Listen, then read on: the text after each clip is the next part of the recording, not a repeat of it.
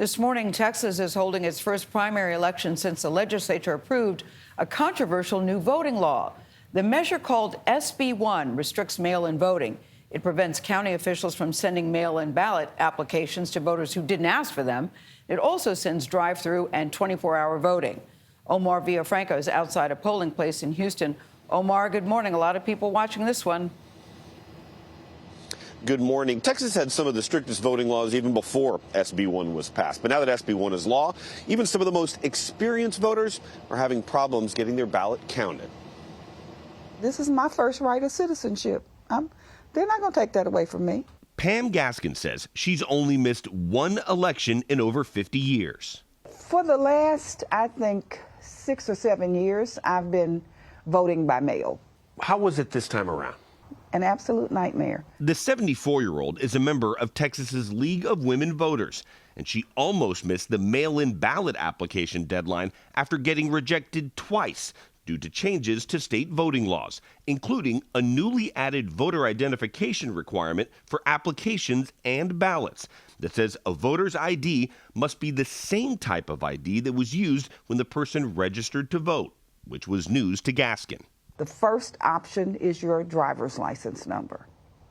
The next line says, if you do not have a Texas driver's license, put in the last 4 digits of your Social Security number. That form does not say it has to be the one you registered with. You put your driver's license. I put my driver's license on. What did you need to put on? I should have put my Social Security. Lisa Wise is the elections administrator for El Paso County. She says more mail-in ballots than ever are being flagged for rejection due to SB 1. We spoke to her on Friday. Right now, our ballots are at about a 34% rejection rate. El Paso is not alone.